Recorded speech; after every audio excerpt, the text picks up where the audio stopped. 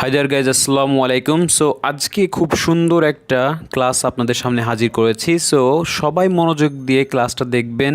ইনশাল্লাহ সবচেয়ে সহজে আমি আপনাদেরকে লিসেনিংয়ের একটা পার্ট, সেটা হলো ফ্লো চার্ট, এটা আমি আপনাদেরকে বোঝানোর চেষ্টা করব। ওকে, সো সবাই মনোযোগ দিয়ে দেখবেন এবং যদি ক্লাসটা অবশ্যই ভালো লাগে লাইক করবেন, শেয়ার করবেন, সাবস্ক্রাইব করবেন। ওকে, সো আজকে জাদু দেখাবো, একদম জাদু। মানে আপনাদের কাছে খুব ইজিলি আমি এটা উপস্থাপন করার চেষ্টা করব এবং আপনারা বাসায় এগুলো প্র্যাকটিস করবেন। ওকে, সো আমার ক্লাস যদি অবশ্যই ভালো লাগে আপনারা অবশ্যই কমেন্ট করে আপনার ভালো লাগাকে প্রকাশ করবেন। ওকে, সো আমি শুরু করছি আজকের ক্লাসটি। তার আগে যারা আসলে আইএলটিএসের বিভিন্ন সেক্টরে আসলে কম বেশি সমস্যা হয়ে থাকে, কারো স্পিকিং, রাইটিং, রিডিং, লিসনিং, ওকে, সো এইগুলোর পাশাপাশি বেশি যেই ফেসটা করেন অনেকেই আসলে স্পিকিংয়ে আসলে জড়তা থেকে যায়। সো অবশ্যই যাদের স্পিকিংয়ে জড়তা আছে বা স্পোকেন ইংলিশে একটু দুর্বল আছেন, অবশ্যই আমার ফেসবুক পেজটা ফলো করতে পারেন। এখানে আমি রেগুলার স্পোকেন ইংলিশ রিলেটেড কিছু ভিডিও আপলোড করে থাকি। আমার পেজ নেম হচ্ছে সাকিবুর রহমান রাজ। লিঙ্কটা ডেসক্রিপশন বক্সে দেওয়া থাকবে, অথবা আপনারা সার্চ করে এটা লাইক দিয়ে রাখতে পারেন, ফলো করতে পারেন। ওকে, আচ্ছা, তো অবশ্যই এগুলো মনে করে করবেন। আর আমরা যেটা করব আজকে লিসেনিংয়ের পার্ট, সো কিছু কৌশল ব্যবহার করার মাধ্যমে আজকে দেখব যে কিভাবে ফ্লো চার্টটা আসলে কমপ্লিট করতে হয়। ওকে, তার আগে আমরা ফ্লো চার্টের কিছু চেহারাটা দেখে নিই, এর চেহারাটা কেমন। দেখেন, ফ্লো চার্টে আসলে বিষয়টা হচ্ছে যে কিছু কিছু ধাপ, মানে মূল ধাপ আপনাকে পার করে ওইগুলো মানে লিখতে হবে। আচ্ছা, তো এখানেও অনেকগুলো গ্যাপ থাকবে। এই গ্যাপের ভেতরে আপনাকে এই যে লেটারগুলো বসাতে হবে। কিন্তু কোন লেটার আসলে কি বলছে সেটা একবার দেখে নেন। যেমন বুলেট পয়েন্টস, বিতে ফিল্ম, তারপরে বলা হচ্ছে notes, structure, student paper, text book, documentary. এইগুলো আপনাকে লেখা যাবে না, আপনাকে লিখতে হবে শুধু লেটার। ওকে, সো এই যে শূন্যস্থানগুলো লেটারগুলো আপনি লিখে দিবেন। আচ্ছা, তো বক্স ম্যাচিং এর মতোই, বাট এখানে কি হচ্ছে, কিছু ধাপ আপনাকে পার করতে হচ্ছে। লিসেনিং বক্স ম্যাচিংয়ের মতোই দেখতে, এটাও দেখেন একটা বক্সের ভিতরেই আছে। সো এটা করব আমরা complete the flow chart. Okay, so একটা বিষয় খেয়াল করবেন যে লিসেনিংয়ের আসলে প্রতিটি পার্টে প্রায় 6 থেকে 7-8 মিনিটের একটা অডিও প্লে করা হয়। সো এর ভিতরে যদি 2টা কোয়েশ্চেন থাকে, অবশ্যই আপনি ভেবে নেবেন যে যদি মনে করেন যে আপনার একটা, এখানে কি আমরা করতেছি আজকে হলো 26 থেকে 30, এর আগে দেখেন আরেকটা কোয়েশ্চেন টাইপ আছে, সেটা হলো 21 থেকে 25। তার মানে এই যে সেকশন, এটা হলো আপনার সেকশন 3। সেকশন 3তে সবসময় একটা ডায়লগ প্লে করা হয়। তো ডায়লগ মানে কি, দুজনের ভিতরে কথোপকথন। তো এটা আপনার মনে করেন যে অ্যারাউন্ড 7 মিনিটের ভিতরে চলবে, তাহলে ওইটা অর্ধেক বলবে, এইটা নিয়ে অর্ধেক টাইম এটা নিয়ে বলবে, আর অর্ধেক টাইম এটা নিয়ে বলবে। তার মানে আপনি ভেবে রাখেন যে এখানে 2.5 থেকে 3 মিনিটের একটা অডিও প্লে হবে।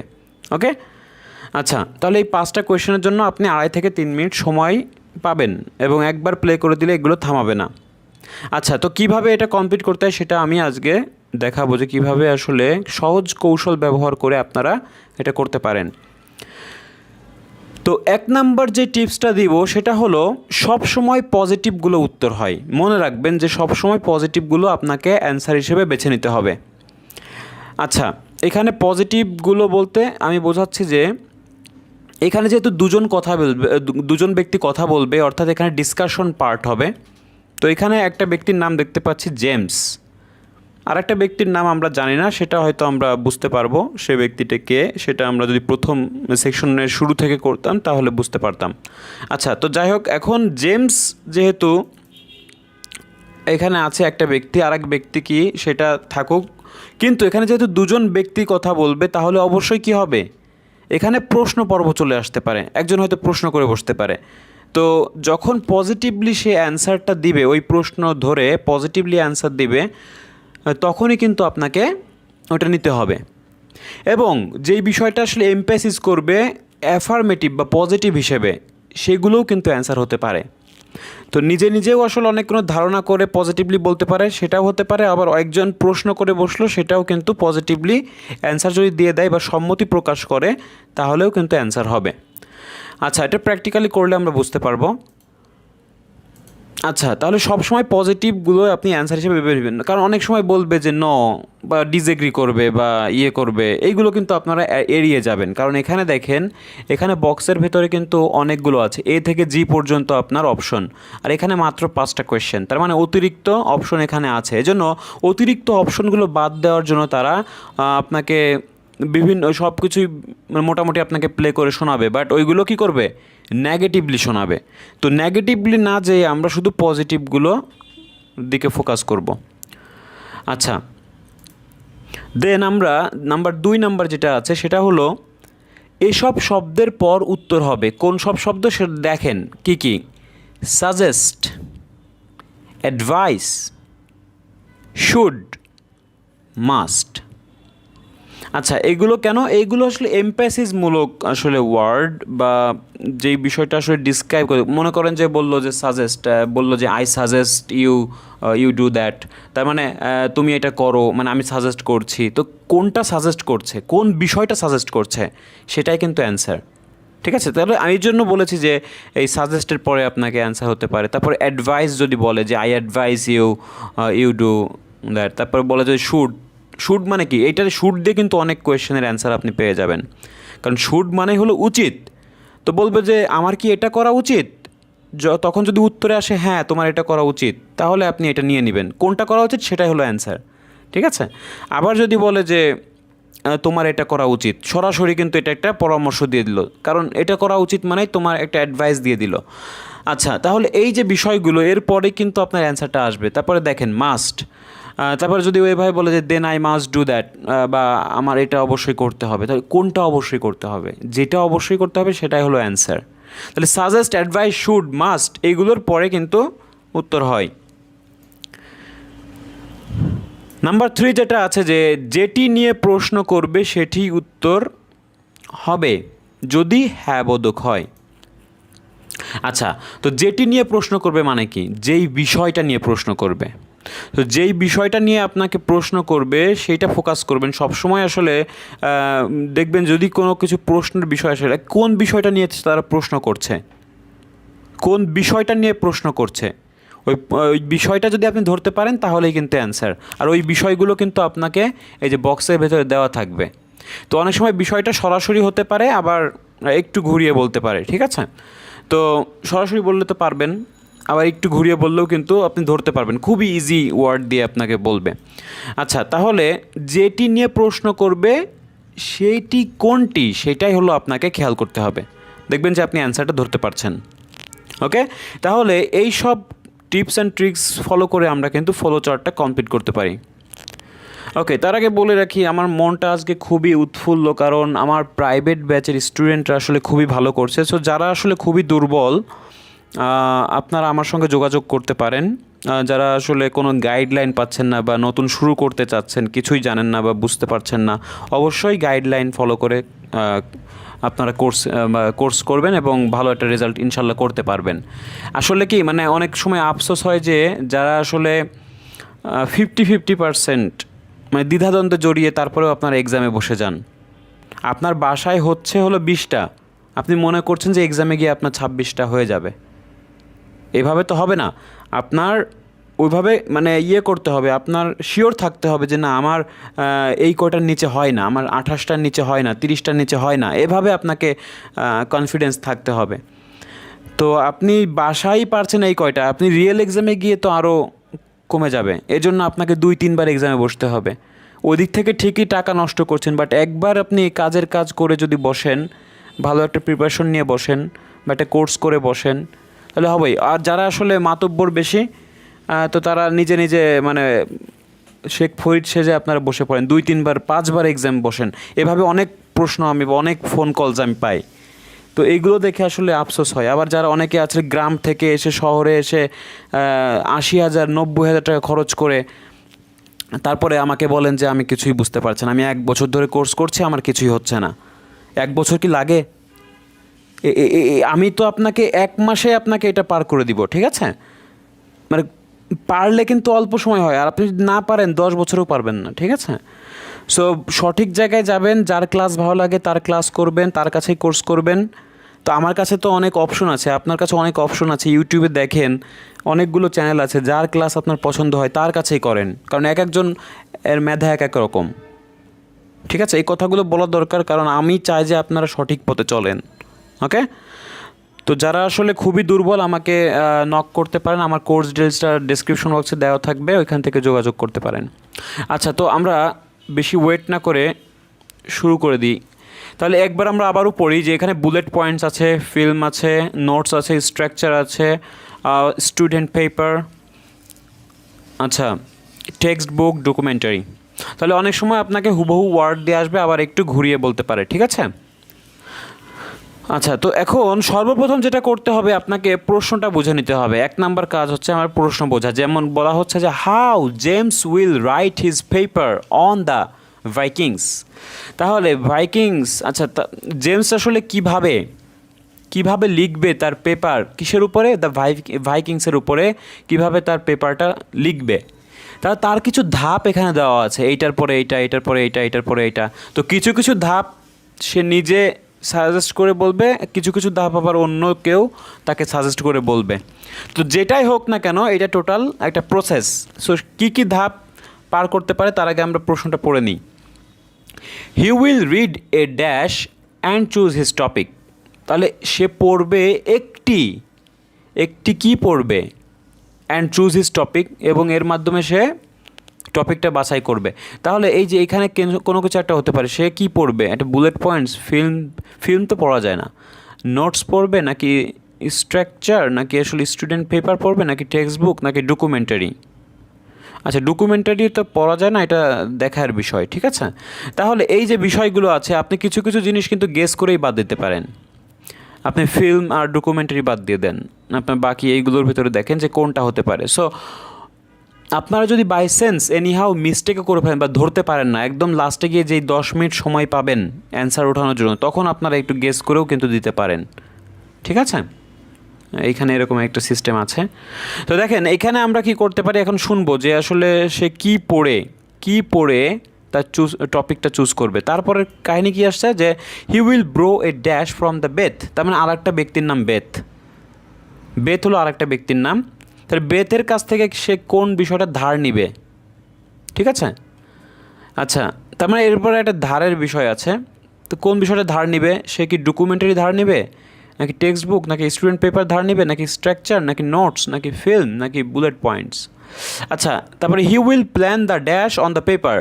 সে প্ল্যান করবে the dash of the paper. ওই পেপারের সে কী করবে? প্ল্যান করবে। নির্দিষ্ট কি প্ল্যান করবে? আচ্ছা, সেটা আমাদের বের করতে হবে। He will read some source material and write dash. আচ্ছা, সে কিছু সোর্স ম্যাটেরিয়াল পড়বে এবং লিখবে ড্যাশ। লিখবে কি? ফিল্ম লিখবে, বুলেট পয়েন্টস লিখবে, নোটস লিখবে, নাকি স্ট্রাকচার লিখবে, নাকি স্টুডেন্ট পেপার লিখবে, টেক্সট বুক লিখবে, নাকি ডকুমেন্টারি? তো আপনারা কিছু কিছু জিনিস গেস করে বাদ দিতে পারেন। আচ্ছা, তারপরেও আমরা শুনে অ্যান্সার দিব। এরপরে দেখেন he will write the paper using dash. তাহলে সে কি ব্যবহার করে? ইউজিং মানে ব্যবহার করে। তাহলে সে পেপারটা লিখবে কি ব্যবহার করে? কোন জিনিসটা ব্যবহার করে? বুলেট পয়েন্টস ব্যবহার করে, নাকি ফিল্ম, নাকি নোটস, নাকি স্ট্রাকচার, নাকি স্টুডেন্ট পেপার, নাকি টেক্সট বুক, নাকি ডকুমেন্টারি? আমি এটা বারবার পড়ে দিচ্ছি যাতে করে আপনাদের একটু ইজি মনে হয়। আচ্ছা, হি will write the complete paper. So তারপরে কিন্তু শেষ।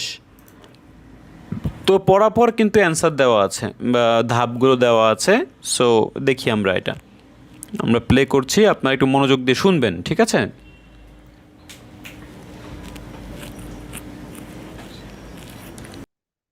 Before you hear the rest of the discussion, you have some time to look at questions 26 to 30.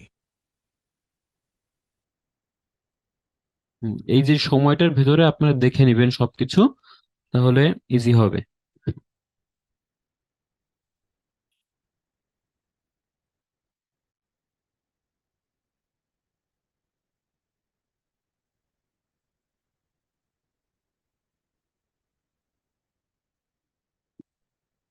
Now listen and answer questions 26 to 30. Could I ask for some advice about writing the paper I'm working on about the Vikings? I have to do that this week, and I'm a bit stuck. Of course. Have you decided yet what to write about? No, I haven't. There's so much that seems interesting. Viking settlement in other countries, trade, mythology. Well, what I suggest is that you read an assignment a student wrote last year, which is kept in the library. আচ্ছা দেখেন এখানে কি বললো যে সে মানে বেদ তাকে জিজ্ঞেস করলো যে সে কোনো টপিক চুজ করেছে কিনা, সে বলল না। তারপরে উনি কিন্তু একটা জিনিস সাজেস্ট করেছে, তো সাজেস্ট করেছে কোনটা? এখন আমি কিন্তু বলেছিলাম যদি কেউ তাকে সাজেস্ট করে কিছু তাহলে কিন্তু অ্যান্সার সেটা হবে। তাহলে what I suggest is that you read an assignment, তাই না? আপনার যদি না শুনতে পারেন একটু পিছনে দিয়ে আবার শুনবেন। তাহলে অ্যাসাইনমেন্ট অফ এ স্টুডেন্ট, তাহলে আপনারা বলেন তো অ্যাসাইনমেন্টের যেহেতু কথাগুলো বললো কোনটা হতে পারে? Bullet points, film, notes, structure, student paper, নাকি টেক্সট বুক, নাকি ডকুমেন্টারি? তাহলে আমি যতটুকু জানি আপনারা ভুল করবেন না, ফিল্ম তো দিবেনই না, ডকুমেন্টারিও তো একটা অ্যাসাইনমেন্ট হতে পারে না। টেক্সট বুক কি অ্যাসাইনমেন্ট? নো। অ্যাসাইনমেন্ট হলো একটা কাজ যেটা আসলে স্টুডেন্টরা করে থাকে, তো সেটা কি নোটস হবে নাকি স্টুডেন্ট পেপার হবে? তো অবশ্যই কিন্তু আপনারা এটা বুঝতে পারছেন যে স্টুডেন্ট পেপার। তাহলে আপনি অ্যাসাইনমেন্টের পরিবর্তে আপনি কি দিতে পারেন? স্টুডেন্ট পেপার দিতে পারেন। ওকে, তাহলে দ্যাটস এনাফ। তাহলে আমরা এখানে ই লিখে দিব। তাহলে এখানে কি লিখব? ই। আচ্ছা এখানে ছোট করে লেখা হচ্ছে, আপনারা মনে রাখবেন এখানে ই লিখে দিচ্ছি আমরা। আচ্ছা এরপরে It's short and well-focused, and I'm sure you'll find it helpful. I'll give you the details in a moment. Textbooks usually cover so many topics, it can be very difficult to choose just one. Okay. I've got a DVD of the film about the Vikings that came out earlier this year. Should I watch that again? If it's the one I am thinking of, I'd ignore it. It's আচ্ছা এখানে আরেকটু বিষয় বলে রাখি, যেহেতু আমরা answer দিয়ে দিয়েছি তারপরেও কিন্তু তারা কি বলছে এই বিষয় নিয়ে কথা বলছে যে টেক্সট বুক একটু ডিফিকাল্ট হয়ে যাবে, তাই না? এই কথাগুলো বলছে। তাহলে এটা কিন্তু আপনার অ্যান্সার হিসেবে হবে না, যেহেতু ডিফিকাল্ট বলেছে, তার মানে এটা নেগেটিভলি উপস্থাপন করছে। তার মানে এফ নাম্বারটা কখনোই হচ্ছে না। যেটা একবার বলে দিবে এবং যেটাকে কিনা তারা ইগনোর করছে বা খারাপভাবে উপস্থাপন করছে বা নেগেটিভভাবে উপস্থাপন করছে, এটা কিন্তু পরের জন্যও কিন্তু হবে না, ঠিক আছে? তো পরেরগুলোর জন্য যেহেতু হবে না, এই জন্য টেক্সট বুক নিয়ে যেহেতু তারা নেগেটিভলি উপস্থাপন করছে এই বিষয়টার উপরেই, এই যে 26 নম্বরের উপরেই, তাহলে এটা হবে না। আর একটা জিনিস বললো যে ডিভিডির কথা বলেছে। আচ্ছা দেখেন একটু আগে থেকে more fantasy than reality. But I've got a recording of a documentary that you should watch. It makes some interesting and provocative points. আচ্ছা তাহলে দেখেন এখানে যে বিষয়টা বললো যে আমার কাছে কিছু ডকুমেন্টারি আছে, তাই না? তাহলে ডকুমেন্টারির তথ্যটা কিন্তু আপনি এখানে পেয়েছেন, তাহলে এটাই পরের ধাপ, ঠিক আছে? তাহলে he will bro a documentary from Veda, কারণ বেদ বলছে যে আমার কাছে ডকুমেন্টারি আছে। ইউ শুড ওয়াচ, এখন দেখেন শুড দিয়ে মানে কি তোমার দেখা উচিত, ইউ শুড ওয়াচ মানে তোমার দেখা উচিত। তাহলে আমি কি বলেছিলাম যে দেখেন আপনার এই যে কথাগুলো আছে আমি কিন্তু অলরেডি বলেছিলাম যে এই যে এখানে বলেছিলাম, হ্যাঁ দেখেন সাজেস্ট আছে, শুড আছে, এবং আপনি খেয়াল করে দেখবেন যে এইগুলো দিয়েই কিন্তু তারা বলবে, ঠিক আছে? তাহলে কথাগুলো মেলাবেন। সো দেখেন যে এখানে কি বললো, শুডের পরে বললো যে ডকুমেন্টারি আপনার দেখা উচিত বা তোমার দেখা উচিত। তাহলে আপনি কি নেবেন? জি নাম্বারটা এখানে লিখে দিবেন। তাহলে আমরা ই এর পরে লিখে দিচ্ছি জি, যদিও একটু ছোট দেখা যাচ্ছে, আপনারা নিজেরা একটু লিখে নেবেন। আচ্ছা এরপরে দেখেন একবার যেটা হয়ে যাবে সেটা আপনি কেটে দিতে পারেন যাতে করে এটা আপনাকে বদার না করে। আচ্ছা তাহলে স্টুডেন্ট পেপার হয়ে গেছে। হি will plan the dash on the paper, আচ্ছা সে কি প্ল্যান করছে দেখেন। Which I think will help you to focus your topic. Right. So then, should I work out an outline? Yes, just headings for different sections at this stage. আচ্ছা তাহলে দেখেন এগুলো কিন্তু খুব দ্রুত অ্যান্সার হচ্ছে, বেশি সময় কিন্তু পাচ্ছেন না, কারণ আমি বলেছি কি এখানে কোনো গ্যাপ দিচ্ছে না, তারা পরপর গ্যাপগুলো রাখছে। তাহলে এখানে বলছে যে দেন মানে কি এর পরবর্তীতে, দেন মানেই হলো পরবর্তীতে, তার মানে পরবর্তী ধাপের কথা বলছে। তো সো দেন মানে তাহলে এটা হয়ে গেল, এটা হয়ে গেল। এখন দেনের পরে যেই বিষয়টা বলছে যে should I work out an outline, ঠিক আছে? তাহলে মানে কি এখানে বলছে যে বেদ বলেছে যে আমার কি আসলে আউটলাইনটা আসলে করা উচিত বা আউটলাইনের উপর কাজ করা উচিত? তো এখানে কিন্তু ইয়েস বলেছে, তাই না?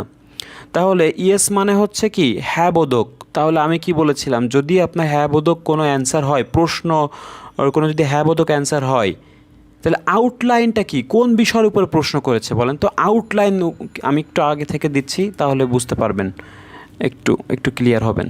দেখেন, I'd ignore it. It's more fantasy than reality. But I've got a recording of a documentary that you should watch. It makes some interesting and provocative points, which I think will help you to focus your topic. Right. So then, should I work out an outline? Yes, just headings for different sections at this stage. আচ্ছা তাহলে দেখেন মানে James বলতেছে যে আমার কি আসলে আউটলাইনের উপরে কাজ করা উচিত। এই আউটলাইনটা কি, এখন এই বিষয়টাই কিন্তু মেইন ফোকাসের বিষয়। কারণ আমি বলেছি কি, কোনো বিষয়কে উপস্থাপন করে যদি প্রশ্ন করে, তাহলে কোন বিষয়টার উপরে প্রশ্ন করলো? আউটলাইনের উপর প্রশ্ন করলো।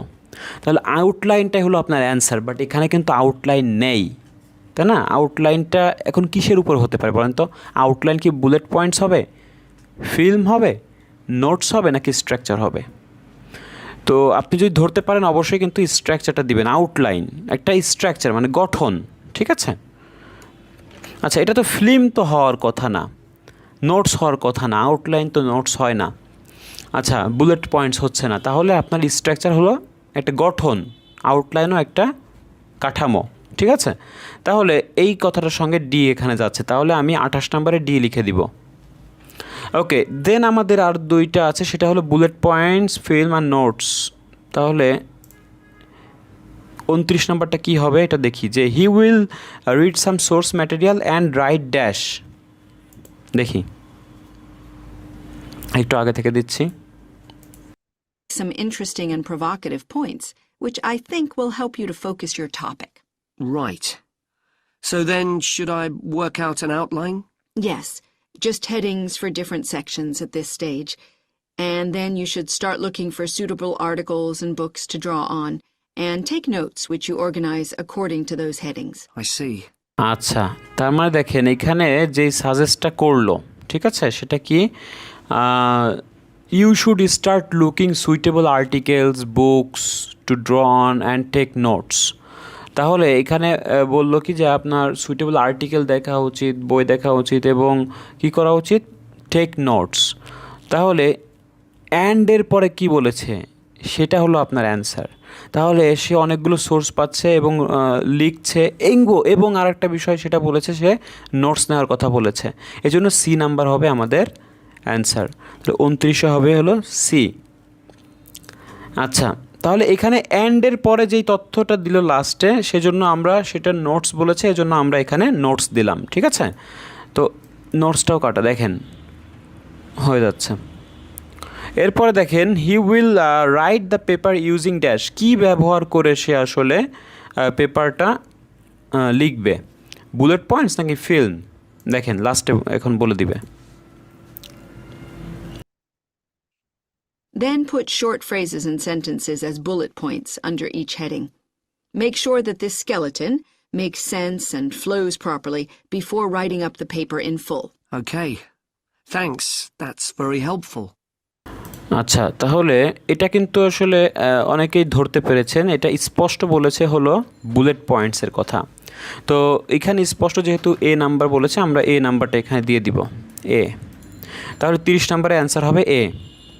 দেখেন, তো খুব সুন্দরভাবে আমরা কিন্তু এটা কমপ্লিট করলাম। সো আপনারা দেখেন যে বিষয়গুলো কিছু কিছু মানে অনেকগুলো আসলে করলে আপনারা এখন বুঝতে পারবেন।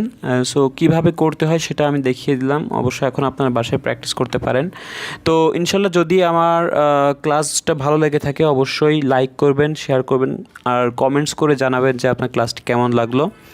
আর আমি আবারও বলবো যে আমার ফেসবুক পেজটা আপনারা ফলো করে রাখতে পারেন, আর আমার ইউটিউবে কিছু ভালো ভালো ভিডিও আছে, সেগুলো দেখতে পারেন, যেমন রিডিংয়ের ট্রু ফলস আছে, লিস্ট অফ হেডিংস আছে, এগুলো দেখতে পারেন।